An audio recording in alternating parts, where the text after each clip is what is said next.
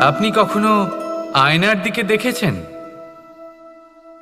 নিজের দুই চোখের দিকে তাকিয়ে জিজ্ঞাসা করুন, এই দুই চোখ একসাথে কেন বন্ধ হয়, একসাথে কেন খোলে, একসাথে কেন ঘুমোয়, একসাথে কেন কাঁদে? আজীবন কোনো এক মানুষের সাথে সম্পর্ক রাখা অবশ্যই সম্ভব, তাদের সাথে দেখা না করে।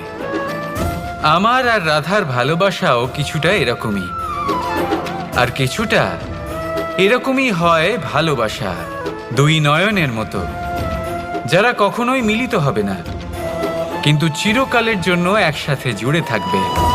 এই অনুভূতি নিঃস্বার্থ হয়, আর এই নিঃস্বার্থ ভালোবাসা আপনাকে আনন্দের পথে অগ্রসর করে।